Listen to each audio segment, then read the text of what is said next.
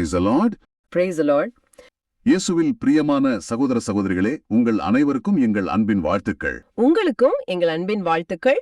இன்றைய வார்த்தை யூடியூப் சேனல்ல வாசகத்தின் வழியாக வெளிச்சம் நிகழ்ச்சிக்கு உங்களை சந்திக்கிறதுல ரொம்ப மகிழ்ச்சி. வாங்க, இந்த அருமையான புதிய நாளை, இந்த தியான நேரத்தை ஆண்டவருக்கு அர்ப்பணிப்போம். எல்லாரும் சேர்ந்து சிலுவை அடையாளம் வரைஞ்சி இந்த ஜபத்துல இணைச்சுக்குவோம். தந்தை, மகன், தூய ஆவியின் பெயராலே ஆமேன். அன்பு நிறைந்த எங்கள் தந்தையே, இந்த அருமையான புதிய நாளுக்காக உமக்கு நன்றி செலுத்துகிறோம். நேற்றைய இரவு முழுவதும் எங்களை கண்மணி போல பாதுகாத்து மறுபடியும் ஒரு முறை உம்முடைய வார்த்தையை தியானிக்க நீர் கொடுத்த அந்த நல்ல வாய்ப்புக்காக உமக்கு நன்றி ஆண்டவரே. ஆமாம் தந்தையே. இந்த நாளின் வாசகத்தை தியானிக்க நீர் எங்களுக்கு கொடுத்த இந்த அருமையான தருணத்திற்காக உம்மை போற்றுகிறோம், புகழ்கிறோம். ஆம் தந்தையே. உம்முடைய வார்த்தையை கேட்கவும் தியானிக்கவும் அதன் வழியாக நாங்க ஒளியை பெற்றுக்கொள்ளவும் நீர் தருகிற இந்த மேலான கிருபைக்காக நன்றி. ஆமென். இந்த வாசகத்தின் வழியாக வெளிச்சம் நிகழ்ச்சியை பார்த்து கொண்டிருக்கிற உம்முடைய பிள்ளைகள் ஒவ்வொருவரையும் உம்முடைய கரத்துல முழுமையா ஒப்படைக்கிறோம். ஆம் தந்தையே. இந்த தியானத்தை கேட்கிற ஒவ்வொரு உள்ளத்தோடும் நீர் இப்பொழுது பேசுங்க. அவங்க தேவைகளை நீர் சந்திங்க. அவங்க வாழ்க்கையில சந்திக்கிற ஒவ்வொரு சோதனைகளையும் போராட்டங்களையும் மன உறுதியோடு எதிர்கொள்ளும் ஆற்றலை தாங்க. அவங்க அறிந்தும் அறியாமலும் செஞ்ச பாவங்கள் குறைகள் எல்லாத்தையும் மன்னிச்சு உம்முடைய திருமகன் இயேசுவின் திரு ரத்தத்தால உம்முடைய இரக்கத்தால அவங்கள கழுவிடுங்க. உடல் அளவிலும் உள்ள அளவிலும் நலம் குன்றி இருக்கிறவங்களுக்கு உம்முடைய தெய்வீக குணமளிக்கும் அருளை பொழியுங்க. குறிப்பா மன அமைதி இல்லாம தவிக்கிறவங்க, எதிர்காலத்தை பத்தின பயத்துல இருக்கிறவங்க, உறவுகள்ல விரிசல்களை சந்திக்கிறவங்கன்னு ஒவ்வொருவரையும் நீர் தொடுங்க. உம்முடைய வார்த்தையின் வழியாக அவங்க வாழ்விலே ஒளியையும் நம்பிக்கையையும் அமைதியையும் கட்டளையிடுங்க. இந்த வார்த்தைகளை கேட்கிற ஒவ்வொரு உள்ளத்திலும் நீர் ஆழமாக பேசி அவங்கள உம்முடைய முதற் கனிகளாக மாற்றுங்க. அவர்களுடைய குடும்பங்கள், அவர்களுடைய தேவைகள், நோய்கள், கவலைகள் எல்லாவற்றையும் உம்முடைய பாலத்திலே வைக்கிறோம் ஆண்டவரே. உம்முடைய மன்னிப்பையும் குணத்தையும் இரக்கத்தையும் அருளையும் அவர்கள் மேல் பொழிய வேண்டும் என்று மன்றாடுகிறோம். நாங்கள் தியானிக்கப் போகும் வார்த்தைகள் எங்களுடைய உள்ளத்தின் மழுங்களை நீக்கி எங்கள் ஆன்மீக கண்களை திறப்பதாக. ஆண்டவரே, உம்முடைய பிரசன்னத்தை நாங்கள் ஒவ்வொரு நொடியும் உணர்ந்து வாழ எங்களுக்கு வரம் தாரும். குறிப்பா சந்தேகத்தினாலும் ஆவிக்குரிய ஒரு பார்வையற்ற தன்மையினாலும் போராடுற விசுவாசிகளுக்காக ஜெபிக்கிறோம். ஆண்டவரே, அவர்கள் உமது செயல்களை தெளிவாக காணும் கிருபையை தாரும். சோதனைகளையும் சவால்களையும் சந்திக்கிற பிள்ளைகள் விசுவாசத்தோடு நிலைத்து நிற்க பலன் தாரும். ஆமாம் தந்தை. இந்த மன்றாட்டுகள் அனைத்தையும் எங்கள் சகோதரரும் ஆண்டவருமான இயேசு கிறிஸ்துவின் பெயரில் திருமுன் வைக்கிறோம் எங்கள் அன்பு தந்தையே. ஆமென். ஒரு சின்ன ஸ்டோரியோட ஆரம்பிக்கலாம்னு நினைக்கிறேன். யோசிச்சு பாருங்களேன். ஒரு குடும்பம் ஒரு ரொம்ப முக்கியமான பயணத்துக்கு தயாராகிறாங்க. துணிமணி, சாப்பாடு, பணம்னு எல்லாத்தையும் ரொம்ப கவனமா எடுத்து வைக்கிறாங்க. எல்லாம் பக்காவா இருக்கணும்னு. ஆமா. ஆனா பயணம் ஆரம்பிச்சதுக்கு அப்புறம் தான் தெரியுது, அந்த பயணத்துக்கே மிக முக்கியமான 2 விஷயத்த மறந்துட்டாங்கன்னு. என்னது? வரைபடம், அதாவது மேப், அப்புறம் பயணச்சீட்டுகள், டிக்கெட்ஸ். ஐயோ! இது மாதிரிதான் சில நேரத்துல நாமளும் வெளிப்படையான தேவைகள்ல ரொம்ப கவனம் செலுத்தி பயணத்தோட நோட்டத்தையோ அந்த ஆன்மீக உண்மையையே மறந்துடுறோம். சரிதான். இன்றைய நற்செய்தியில சீடர்களோட மனநிலையும் கிட்டத்தட்ட இப்படிதான் இருந்துச்சு. ஆமா, அத பத்தி தான் இன்னைக்கு ஆழமா பார்க்க போறோம். சரி, அப்போ நற்செய்தி வாசகத்துக்குள்ள போகலாமா? மார்க்கு 8ஆம் அதிகாரம் 14 - 21 வரைக்கும். நிச்சயமா. சின்ன ஸ்டோரி மூலமா ஆரம்பிக்கலாம்னு நினைக்கிறேன். ஓ, சொல்லுங்க. ஒரு பெரிய ஞானி, ரொம்ப படிச்சவரு, ஒரு படகுல ஆத்த கடந்து போயிட்டு இருக்காரு. அந்த படகை ஓட்டுறவர் ஒரு சாதாரண கிராமத்து மனிதர். சரி. பயணம் போயிட்டு இருக்கும்போது அந்த ஞானி படகோட்டிக்கிட்ட கேக்குறாரு, தம்பி, உனக்கு வானியல் தெரியுமா? நட்சத்திரங்கள், கிரகங்கள் பத்தியெல்லாம் படிச்சிருக்கியா அப்படின்னு. அதுக்கு அவர் என்ன சொன்னாரு? அதுக்கு அந்த படகோட்டி ரொம்ப பணிவா, இல்லங்க ஐயா, அதெல்லாம் எனக்கு தெரியாதுன்னு சொல்றான். ஞானி ஒரு மாதிரி பரிதாபமா பார்த்து, அப்படியா, உன் வாழ்க்கையில கால்வாசி வீணாக்கிட்டியேன்னு சொல்றாரு. அப்புறம் கொஞ்ச நேரம் கழிச்சு ஞானி மறுபடியும் கேக்குறாரு, சரி, உனக்கு புவியியல் தெரியுமா? இந்த நிலம், மலைகள், ஆறுகளோட அமைப்பு பத்தி ஏதாவது தெரியுமான்னு. மறுபடியும் இல்லைன்னு தான் சொல்லியிருப்பார். ஆமா, படகோட்டி மறுபடியும் இல்லைங்க ஐயான்னு தலையாடுறான். இப்போ ஞானி, ஐயோ பாவம், உன் வாழ்க்கையில பாதுகாத்து வீணாக்கிட்டியப்பான்னு சொல்றாரு. பாவம் அந்த படகோட்டி. ஆமா, அவன் அமைதியா படகு ஓட்டிட்டு இருக்கான். திடீர்னு ஆத்துல பெரிய புயல் அடிக்க ஆரம்பிக்குது. படகு தள்ளாடி கவிழ போற நிலைமை. இப்போ நிலைமை தலைகீழா மாறுது போல இருக்கே. அதேதான். இப்போ படகோட்டி அந்த ஞானிய பார்த்து ரொம்ப அமைதியா கேக்குறான், ஐயா, உங்களுக்கு நீச்சல் தெரியுமா? ஞானிக்கு முகமெல்லாம் வெளிரி போச்சு. பயத்தோட, எனக்கு எனக்கு நீச்சல் தெரியாதேன்னு சொல்றாரு. அதுக்கு அந்த படகோட்டி சொன்னா, ஐயா, நான் என் வாழ்க்கையில பாதியை தான் வீணாக்கினேன், ஆனா நீங்க உங்க முழு வாழ்க்கையும் இப்போ இழக்க போறீங்கன்னு சொன்னானா. ஆழமான ஒரு நிகழ்வு. ஆமா, சில நேரங்கள்ல நாமளும் இப்படித்தான் முக்கியமில்லாத விஷயங்கள்ல கவனம் செலுத்தி நம்ம கூடவே இருக்கிற நம்ம வாழ்வுக்கே ஆதாரமான விஷயத்த மறந்துடுறோம். இன்னைக்கு நம்ம பார்க்க போற வாசகத்துல சீடர்களும் கிட்டத்தட்ட இதே மாதிரி ஒரு நிலையில தான் இருந்தாங்க. ஆமா, ரொம்ப சரியான ஒரு ஒப்பீடு. இந்த வாசகத்தோட சூழலை பார்த்தா இயேசுவும் சீடர்களும் ஒரு படகுல இருக்காங்க. அவங்க அப்பங்களை எடுத்துட்டு வர மறந்துட்டாங்க. அவங்க கிட்ட இருக்கிறது ஒரே ஒரு அப்பம் மட்டும்தான். ஆமா, இப்போ சீடர்களோட மனநிலை எப்படி இருக்கும்? பசிக்குதே, சாப்பாடு இல்லையே, ஒரே ஒரு அப்பத்தை வச்சு என்ன பண்றதுன்னு ஒரு விதமான பதட்டத்துல, ஒரு பௌதிக கவலையில மூழ்கி இருக்காங்க. இந்த நேரத்துல தான் இயேசு பேச ஆரம்பிக்கிறாரு. ஆனா அவரோட பேச்சும் சீடர்களோட கவலையும் சம்பந்தமே இல்லாத மாதிரி இருக்கு. இயேசு சொல்றாரு, பரிசேயர் ஏரோதியர் ஆகியோரின் புளிப்பு மாவை பற்றி நீங்கள் மிக கவனமாயிருங்கள். கரெக்ட். சீடர்கள் அப்பத்தை பத்தி கவலைப்பட்டுட்டு இருக்காங்க. இயேசு புளிப்பு மாவை பத்தி பேசுறாரு. இதுல ஒரு பெரிய இடைவெளி இருக்கு இல்லையா? நிச்சயமா. இங்கதான் நாம கொஞ்சம் ஆழமா பார்க்கணும். இயேசு பயன்படுத்துற புளிப்பு மாவு அப்படிங்கிற வார்த்தை, அது ஒரு உருவகம், ஒரு மெட்டஃபர். மூலமொழியான கிரீக்கத்துல இதுக்கு சைமே, அதாவது ஜைமேன்ற வார்த்தை பயன்படுத்தப்பட்டிருக்கு. திருவிவிலியத்துல இந்த வார்த்தை பெரும்பாலும் ஒரு எதிர்மறை அர்த்தத்துல தான் வரும். ஆமா, ஒரு பாத்திரம் நிறைய இருக்கிற மாவுல ஒரு சின்ன அளவு புளிப்பு மாவு போட்டா போதும். அது அந்த மாவு முழுசையும் புளிக்க வச்சு அதோட தன்மையே மாத்திடும். அது போல ஒரு சின்ன தீய எண்ணமோ போதனையோ நம்ம வாழ்க்கையை மாத்திடுங்கிறது தான் இதோட அர்த்தம். சரியா சொன்னீங்க. இயேசு இங்க 2 விதமான புளிப்பு மாவை பத்தி எச்சரிக்கிறாரு. முதல்ல பரிசேயரின் புளிப்பு மாவு. பரிசேயர்கள்னா அவங்க திருச்சட்டத்தை ரொம்ப கடுமையா கடைபிடிக்கிறவங்க. ஆனா அவங்க பிரச்சனை என்னன்னா, சட்டத்தோட உண்மையான நோக்கத்தை மறந்துட்டு வெளிப்படையான சடங்குகள்ல மட்டும் கவனம் செலுத்தினாங்க. உள்ளத்துல அன்பு இரக்கம் இல்லாம வெளியில மட்டும் ரொம்ப பக்தி உள்ளவங்க மாதிரி காட்டிக்கிட்டாங்க. இந்த வெளிவேடம் தான் அவங்களோட புளிப்பு மாவு. ஆமா, அவங்க பார்வைக்கு கடவுளோட சட்டத்தை நூற்றுக்கணக்கான சின்ன சின்ன சட்டங்களா மாத்தி அத மக்கள் மேல ஒரு பெரிய சுமையா வச்சாங்க. ஓய்வு நாள்ல குணப்படுத்துறதே தப்புன்னு சொன்னாங்க. கடவுளோட இரக்கத்தை விட அவங்க உருவாக்குன சட்டம் தான் அவங்களுக்கு பெருசா தெரிஞ்சது. அடுத்தது ஏரோதியரின் புளிப்பு மாவு. இது இன்னும் கொஞ்சம் வித்தியாசமானது. ஆமா, ஏரோதியர்கள்ங்கிறது ஏரோது ராஜாவை ஆதரிச்ச ஒரு குழு. அவங்களுக்கு மதம் ஆன்மீகத்தை விட அரசியல் அதிகாரம், செல்வம், உலக வாழ்க்கை தான் முக்கியம். சொல்லப்போனா கடவுளுக்கு பதிலா ரோமா அரசாங்கத்தையும் ஏரோதுவையும் சார்ந்து வாழ்ந்தாங்க. அவங்களோட புளிப்பு மாவு என்னன்னா, இந்த உலகப்பற்று, அதிகார ஆசை, ஒழுக்க சீர்கேடு. அப்போ இயேசுவோட எச்சரிக்கை எவ்வளவு ஆழமானதுன்னு பாருங்க. ஒரு பக்கம் மதத்தை வெளிவேடமா மாத்துற ஆபத்து, இன்னொரு பக்கம் உலகத்துக்காக மதத்தையே விட்டு கொடுக்கற ஆபத்து. ஆனா இவ்ளோ பெரிய ஒரு தத்துவார்த்தமான எச்சரிக்கையை இயேசு கொடுத்துட்டு இருக்கும்போது சீடர்கள் என்ன செஞ்சிட்டு இருக்காங்க? அதுதான் இந்த நிகழ்வுல ரொம்ப சுவாரஸ்யமான பகுதி. அவங்க ஒருத்தருக்கு ஒருத்தர், அச்சோ நம்ம கிட்ட அப்பம் இல்லையே, அதான் இயேசு இப்படி பேசுறாரோன்னு முணுமுணுத்துக்குறாங்க. பாவம், அவங்களால இயேசுவோட பேச்சோட ஆழத்தை புரிஞ்சுக்கவே முடியல. அவரோட ஆன்மீக எச்சரிக்கைய தங்களோட பசி பிரச்சனைக்கான தீர்வா தப்பா புரிஞ்சுக்கிறாங்க. ஆமா, வாசகம் சொல்ற மாதிரி அவங்க உள்ள மழுங்கி போன ஒரு நிலையில இருந்தாங்க. அதனாலதான் இயேசு அவங்கள கொஞ்சம் கடுமையா கேட்கிறார். கண் இருந்தும் நீங்கள் காண்பதில்லையா, காதிருந்தும் நீங்கள் கேட்பதில்லையான்னு. இது ரொம்ப முக்கியமான கேள்வி இல்லையா? அவங்களுக்கு பௌதீக கண்கள் இருந்துச்சு, காதுகள் இருந்துச்சு, ஆனா அவங்களால பார்க்க வேண்டியதை பார்க்க முடியல, கேட்க வேண்டியதை கேட்க முடியல. அவங்க கவனம் எல்லாம் என்ன சாப்பிடலாம் அப்படிங்கறதுல தான் இருந்துச்சு. ஒரு ஆன்மீக பார்வை இழப்பு அவங்களுக்கு ஏற்பட்டிருந்தது. ஆனா இயேசுவோட அன்பு பாருங்க, அவங்கள கடிந்து கொள்வதோட நிறுத்தல, அவங்கள அப்படியே விட்டுடல, அவங்களுக்கு புரிய வைக்க முயற்சி பண்றாரு. ஆமா, அவங்க மறந்து போன அற்புதங்களை நினைவுபடுத்துறார். அவர் கேட்கிறாரு, 5 அப்பங்களை நான் 5000 பேருக்கு பங்கிட்டு அளித்த போது மீதியான துண்டுகளை எத்தனை கூடைகள் நிறைய எடுத்தீர்கள்? சீடர்கள் உடனே சொல்றாங்க, 12. அந்த 12ங்கிற எண் சும்மா ஒரு கணக்கில்ல, அதுக்கு பின்னாடி ஒரு பெரிய அர்த்தம் இருக்கு. இஸ்ரேலுக்கு 12 குளங்கள் இருந்துச்சு. ஓ, அப்போ அது இஸ்ரேல் மக்கள் குறிக்குதான்?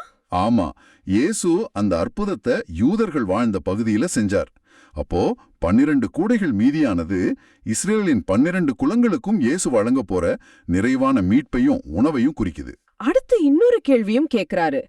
7 அப்பங்களை நான் 4000 பேருக்கு பங்கிட்டு அளித்த போது மீதி துண்டுகளை எத்தனை கூடைகள் நிறைய எடுத்தீர்கள்? அதுக்கு அவங்க 7ன்னு பதில் சொல்றாங்க.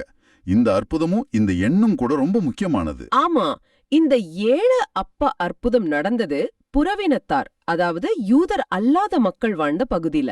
திருவிவிலியத்துல 7ங்கிற எண் முழுமையை குறிக்கும். அப்போ 7 குடைகள் மீதியானது எதை காட்டுதுன்னா, இயேசுவோட இரக்கமும் மீட்பும் யூதர்களுக்கு மட்டுமில்ல, இந்த உலகத்துல இருக்கிற எல்லா மக்களுக்கும் உரியது.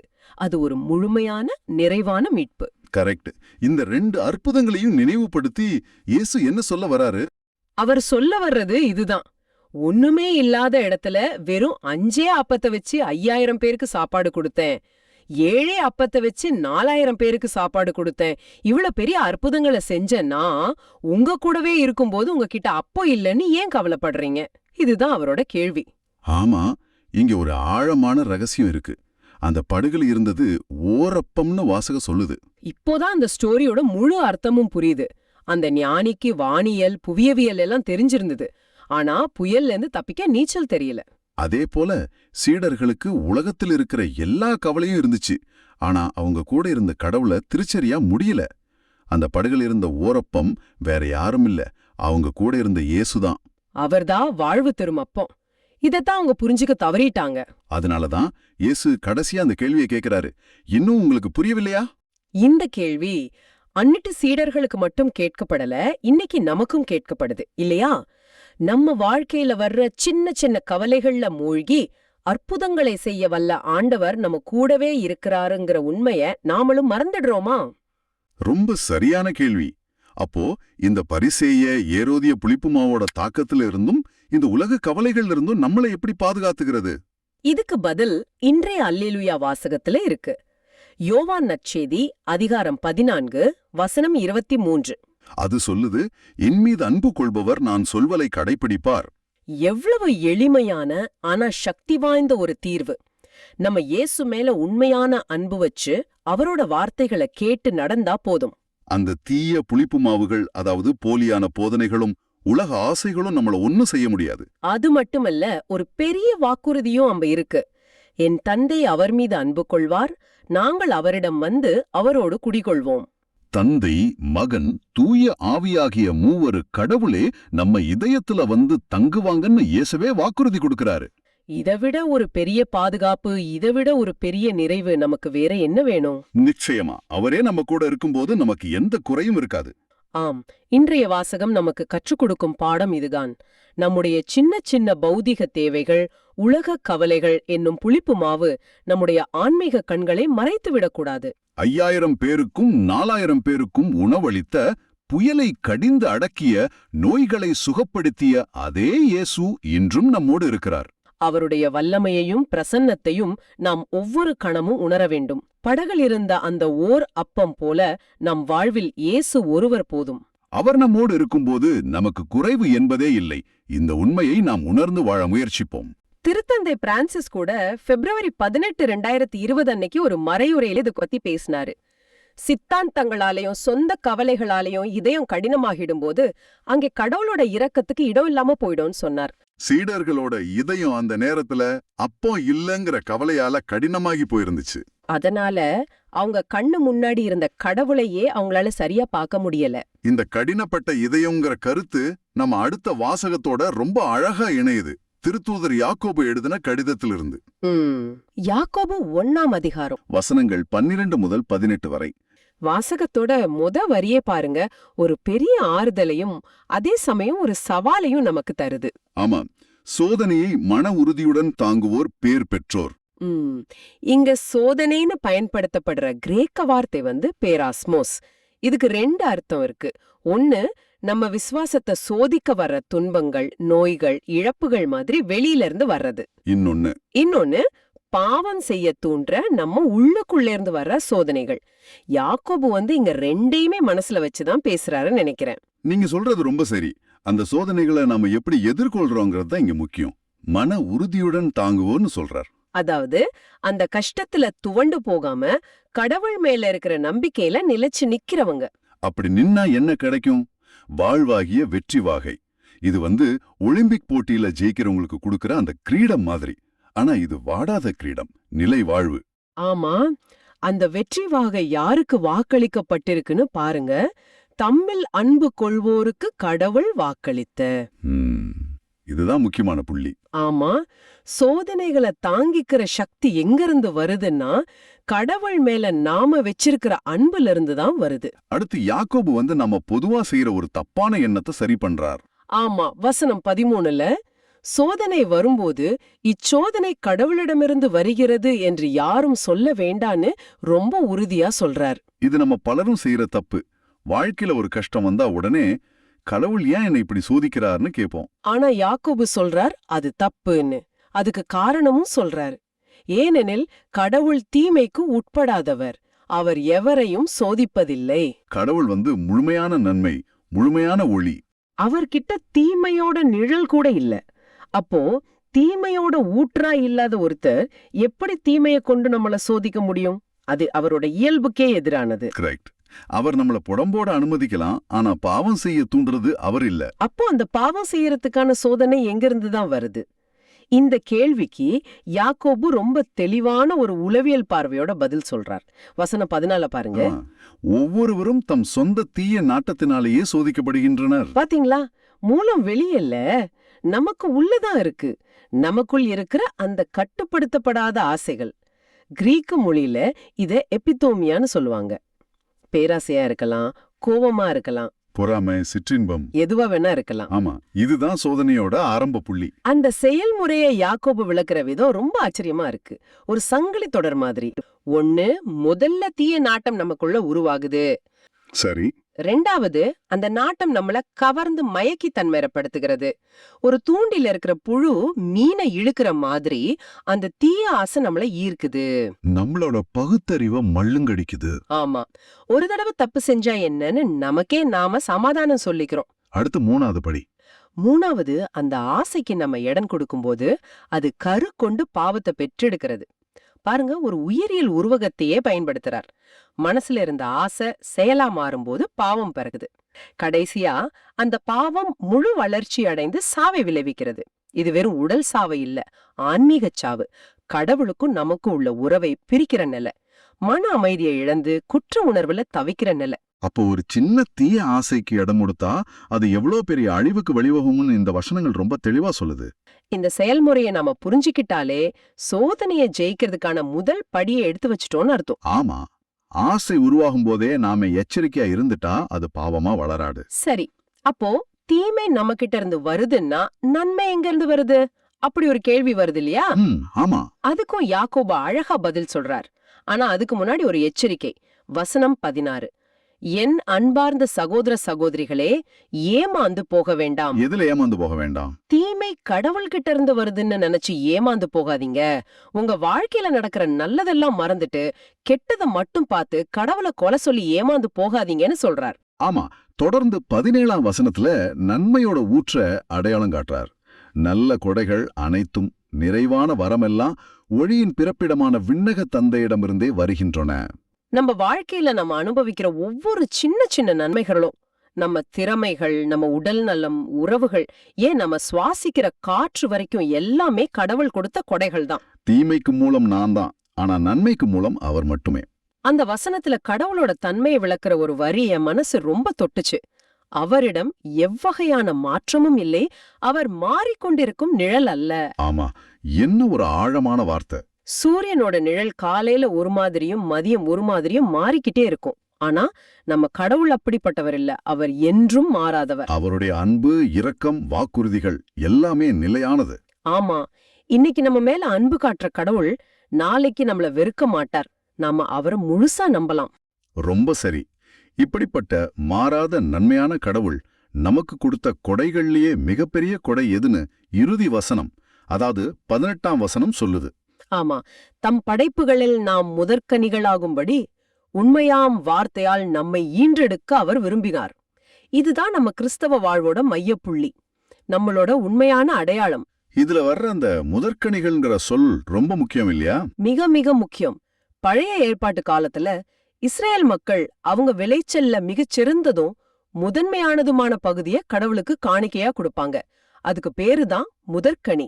அது கடவுளுக்கு சொந்தமானது, பரிசுத்தமானது. அதே போல கடவுள் படைத்த எல்லா படைப்புகள்லயுமே நாம, அதாவது மனிதர்கள், அவருக்கு ரொம்ப பிரியமானவங்களா, முதன்மையானவங்களா, அவருக்காகவே அர்ப்பணிக்கப்பட்டவங்களா இருக்கும். இது எவ்வளவு பெரிய மேன்மை பாருங்க. இந்த மேன்மையை நாம எப்படி பெற்றோம்? உண்மையாம் வார்த்தையால் நம்மை ஈன்றெடுக்க அவர் விரும்பினார். அந்த உண்மையாம் வார்த்தைங்கிறது இயேசு கிறிஸ்துவையும் அவர் நமக்கு கொடுத்த நற்செய்தியையும் குறிக்குது. அவருடைய வார்த்தையை கேட்டு விசுவசிச்சு திருமுழுக்கு பெற்றதால நாம கடவுளோட பிள்ளைகளா, புதிய படைப்புகளா மறுபடியும் பிறந்திருக்கோம். இது நம்ம சொந்த முயற்சியால கிடைச்ச அடையாளம் இல்ல. கடவுளோட அன்பால, அவருடைய சித்தத்தால நமக்கு இலவசமா கொடுக்கப்பட்ட ஒரு பெரிய கொடை. ஆக இன்றைய வாசகம் நமக்கு தர்ற தெளிவான செய்தி என்னன்னா, நம்ம வாழ்க்கையில வர பாவம் செய்யறதுக்கான சோதனைகள் கடவுள்கிட்ட இருந்து வர்றதில்ல. அதே நேரத்துல கடவுள் மாறாத அன்பும் நன்மையும் கொண்டவர். அவர்கிட்ட இருந்துதான் எல்லா நல்ல கொடைகளும் வரங்களும் வருது. அதுலயும் மிகப்பெரிய கொடை, நாம அவருடைய பிள்ளைகளா, அவருடைய படைப்புகள்ல முதற்கனிகளா இருக்கோங்கிற அந்த மேன்மையான அழைப்பு. பிரியமானவர்களே, உங்க வாழ்க்கையில நீங்க சோதனைகளை சந்திக்கும் போது இந்த உண்மையை நினைவுல வச்சுக்கோங்க. நீங்க தனியா இல்ல. உங்களை சோதிக்கிறது உங்க பலவீனமா இருக்கலாம். ஆனா உங்களை படைச்சவர் மாறாத அன்போட உங்களை பாத்துக்கிட்டு இருக்காரு. நீங்க கடவுளோட படைப்புகள்ல முதற்கனிகள், உண்மையா வார்த்தையால பிறந்தவங்க. இந்த மேன்மையான அடையாளத்தை நீங்க உணரும்போது எந்த சோதனையும் ஜெயிக்கிற ஆற்றல கடவுள் உங்களுக்கு நிச்சயமா தருவார். இதுக்கு நம்மளோட பதிலுரை பாடல் திருப்பாடல் 94 ஒரு பதில் சொல்ற மாதிரி இருக்கு. நிச்சயமா. இங்கே முதல் வார்த்தையே நம்மள கொஞ்சம் சிந்திக்க வைக்குது. கண்டித்து. பொதுவா கண்டிப்புனாலே நமக்கு ஒரு எதிர்மறையான எண்ணம் தான் வரும் இல்லையா? ஆமா, நிச்சயமா. உலகத்தின் கண்டிப்புக்கும் கடவுளோட கண்டிப்புக்கும் பெரிய வித்தியாசம் இருக்கு. உலகத்தோட கண்டிப்புல அதிகாரம் இருக்கும், கோபம் இருக்கும். சரிதான். ஆனா திருவிவிலிய பார்வையில கடவுளோட கண்டிப்புங்கிறது ஒரு தந்தையோட பாசமான திருத்தம். தவறு செய்யற பிள்ளையே நேர்வழிப்படுத்த ஒரு அப்பா எடுக்கிற முயற்சி மாதிரி. ஓ, அப்போ அது அன்போட வெளிப்பாடு. அதேதான். அது நம்மள நேர்வழிப்படுத்த அவரை பயன்படுத்துற ஒரு அன்பான கருவி, தண்டனை இல்ல. ரொம்ப அருமையான விளக்கம். அதோட சேர்ந்து இருக்கிற அடுத்த வார்த்தையை பாருங்க, பயிற்றுவிக்கும். இது ரொம்ப ஆழமான ஒரு வார்த்தை. ஆமா. பயிற்சிங்கிறது ஒரு தடவை சொல்லிட்டு விடுறதில்ல. ஒரு விளையாட்டு வீரருக்கு பயிற்சியாளர் எப்படி திரும்ப திரும்ப சொல்லித் தந்து அவரை வலிமையா மாத்துறாரோ, அது மாதிரி கடவுள் தன் சட்டத்தின் வழியா நமக்கு தொடர்ந்து பயிற்சி கொடுக்கிறார். சோதனைகள் வரும்போது துவண்டு போகாம எப்படி விசுவாசத்துல நிக்கணும்னு கத்து கொடுக்கிறார். இத நம்மளோட அன்றாட வாழ்க்கையில பொருத்தி பார்க்கலாம். சில நேரங்கள்ல நம்ம சந்திக்கிற தொழில் தோல்விகள், திடீர்னு வர்ற நோய்கள், ஏன் உறவு சிக்கல்கள் கூட. ஆமா, இதெல்லாம் நம்மள நிலைகுலைய செஞ்சிரும். எனக்கே இப்படி நடக்குதுன்னு நம்ம கேட்கலாம். ஆனா இந்த வாசகத்தோட வெளிச்சத்துல பார்த்தா, ஒருவேளை அது கடவுள் நம்மை கண்டித்து பயிற்றுவிக்கிற ஒரு களமா இருக்கலாம். அதாவது நம்மளோட அகந்தையை உடைக்கிற ஒரு பாடமா இருக்கலாம்.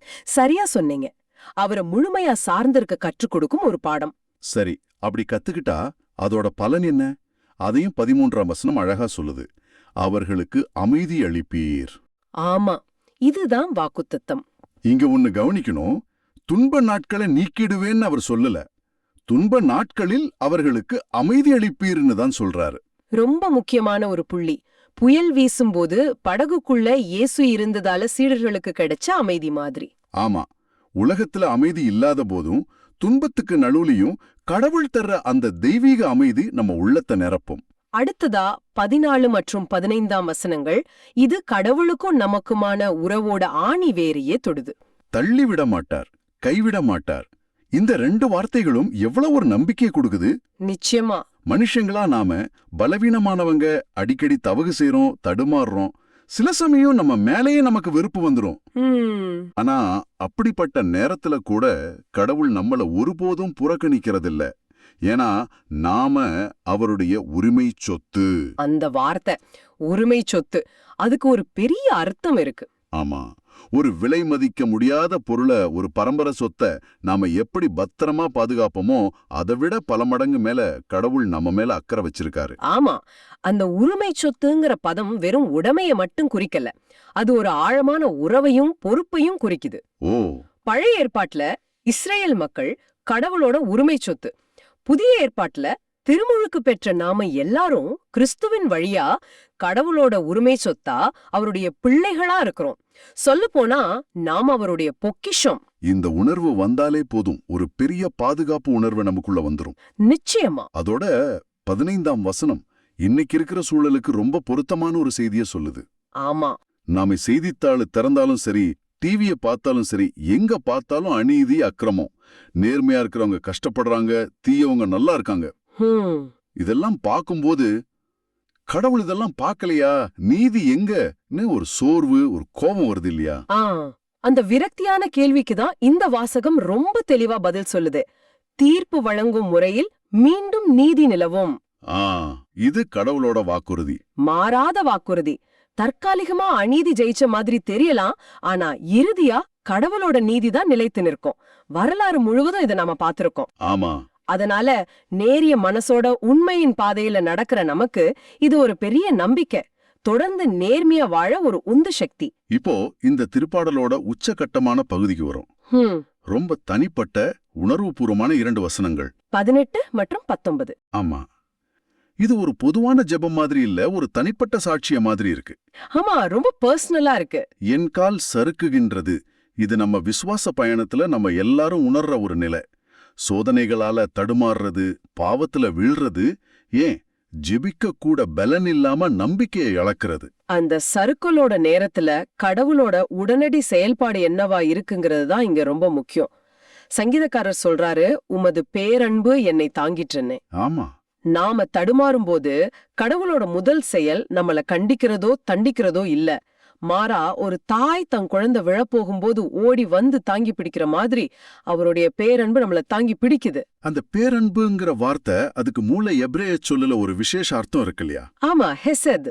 இந்த ஹெசேதுங்கிற வார்த்தையை கொஞ்சம் விளக்க முடியுமா? அதுக்கு ஒரு தனித்துவமான அர்த்தம் உண்டுன்னு சொல்லுவாங்க. நிச்சயமா. ஹெசேத் அப்படிங்கிறதா வெறுமன அன்புன்னோ கருணைன்னோ மொழிபெயர்த்தா முழு அர்த்தம் கிடைக்காது. இது உடன்படிக்கையை அடிப்படையாக கொண்ட ஒரு மாறாத உண்மையுள்ள அன்பு. உடன்படிக்கையின் அன்பா? ஆமா, அதாவது நம்மளோட தகுதியையோ செயல்களையோ சார்ந்து இந்த அன்பு வரல. கடவுள் நம்மளோட ஒரு உடன்படிக்கை செஞ்சிருக்காரு.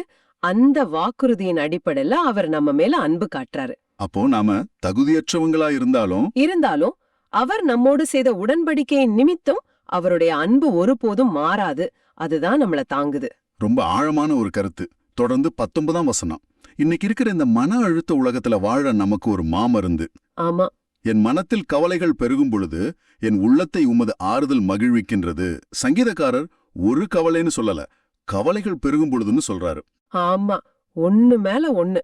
குடும்ப பிரச்சனை, பிள்ளைகளோட எதிர்காலம், வேலையில அழுத்தம், உடல்நல குறைவு, இப்படி கவலைகள் அலைகள் மாறி வந்து நம்மள மூழ்கடிக்கிற மாதிரி உணர்வோம். அப்படிப்பட்ட நேரங்கள்ல இந்த உலகத்தோட எந்த ஆலோசனையும் எந்த பொழுதுபோக்கும் தராத ஒரு விதமான தெய்வீக ஆறுதலை கடவுள் நமக்கு தர்றார். அந்த ஆறுதல் பிரச்சனையை மறக்க வைக்கிறது மட்டும் இல்ல, அந்த பிரச்சனைக்கு நடுவுலையும் நம்மள மகிழ்விக்கின்றது. இதுதான் கடவுளோட ஆறுதலுக்கும் உலகத்தோட ஆறுதலுக்கும் உள்ள பெரிய வித்தியாசம். சரிதான், உலகத்தோட ஆறுதல் தற்காலிகமானது. ஆனா இது பிரச்சனை அப்படியே இருந்தாலும் அதன் நடுவுல நம்மால மகிழ்ச்சியா இருக்க முடியுங்கிற நம்பிக்கையா தருது. இதுக்கு ஒரு சிறந்த எடுத்துக்காட்டு திருத்தூதர் பவுலோட வாழ்க்கை. சிறைச்சாலையில பவுலும் சீலாவும் நடுராத்திரியில கடவுளை புகழ்ந்து பாடினது இந்த தெய்வீக ஆறுதல்னாலதான். நிச்சயமா, அந்த ஆறுதல் சூழ்நிலையை சார்ந்ததில்ல, அது கடவுளோட பிரசன்னத்தை சார்ந்தது. ஆமா, இந்த திருப்பாடல் முழுவதும் நம்ம பாக்குறது ஒரு பயணம். கண்டிப்புல ஆரம்பிச்சு பயிற்சியின் வழியா கடந்து கைவிடப்படாத நம்பிக்கை. சரிக்கும் போது தாங்கப்பட்டு கடைசியில கவலைகள் பெருகும்போது ஆறுதலால் மகிழ்விக்கப்படுற ஒரு விசுவாசியோட பயணம். இது நம்ம ஒவ்வொருத்தரோட பயணமும் கூட. இந்த திருப்பாடல் நமக்கு ஒரு ஆழமான கேள்வியை முன்வைக்குது. என் மனத்தில் கவலைகள் பெருகும் பொழுது உமது ஆறுதல் மகிழ்விக்கின்றதுன்னு சங்கீதக்காரர் சொல்றாரு.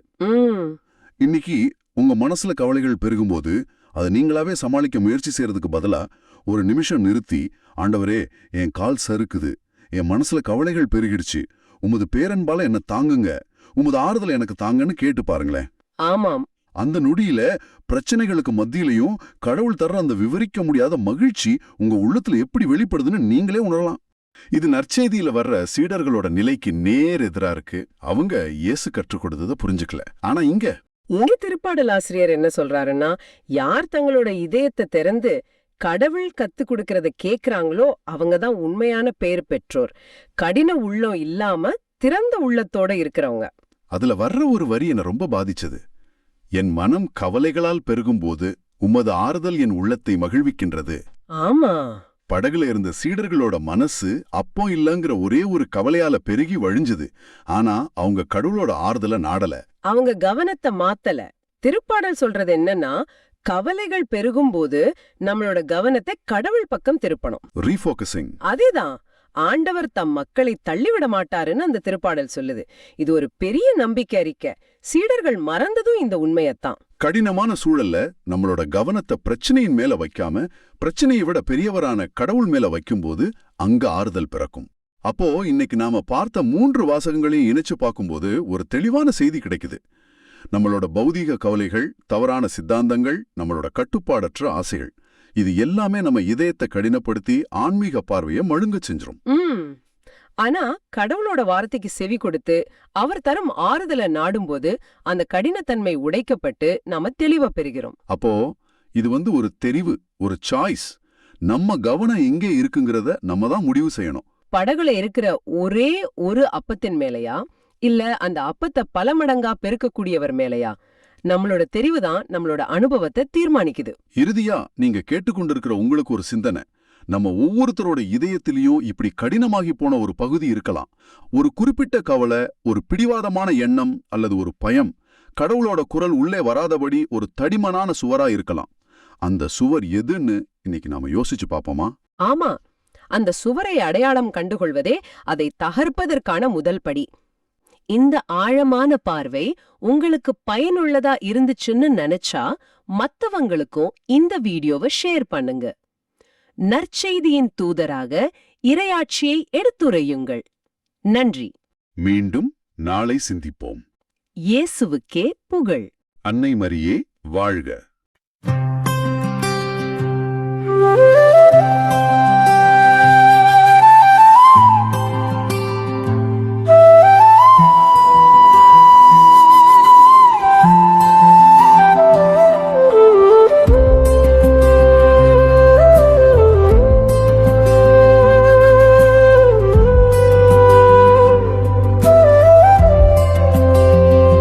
ஆண்டவரே, நீர் கண்டித்து பயிற்றுவிப்போர் பேறு பெற்றோர்.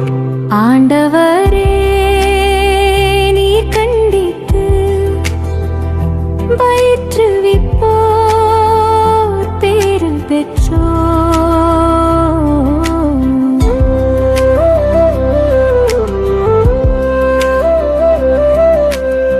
ஆண்டவரே, நீர் கண்டித்து திருச்சட்டத்தை பயிற்றுவிக்கும் மனிதர் பேறு பெற்றோர். அவர்களின் துன்ப நாள்களில் அவர்களுக்கு அமைதி அளிப்பீர். ஆண்டவரே, நீர் கண்டித்து பயிற்றுவிப்போர் பேறு பெற்றோர்.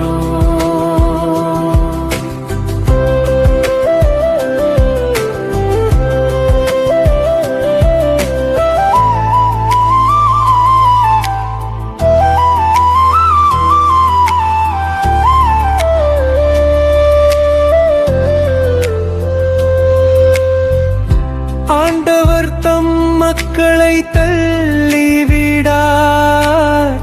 தம் உரிமை சொத்தாம் அவர்களை கைவிடார். தீர்ப்பு வழங்கும் முறையில் மீண்டும் நீதி நிலவும் நேரிய மனத்தினர் அதன் வழி நடப்பர். ஆண்டவரே, நீர் கண்டித்து பயிற்றுவிப்போர் பேறு பெற்றோர்.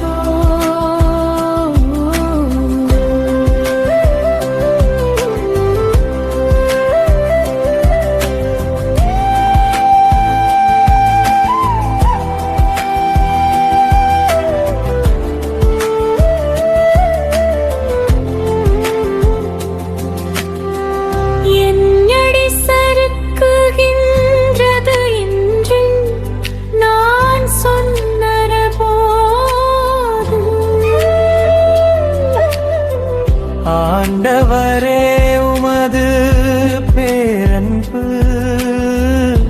என்னை தாங்கிற்று.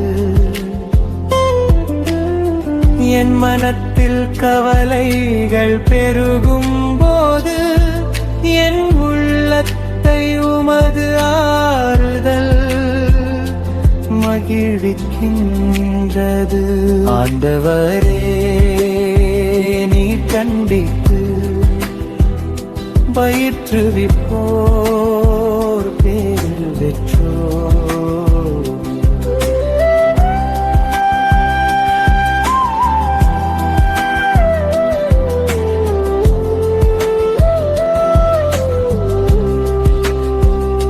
ஆண்டவரே நீர் கண்டித்து பயிற்றுவிப்போர் பேறு பெற்றோர். ஆண்டவரே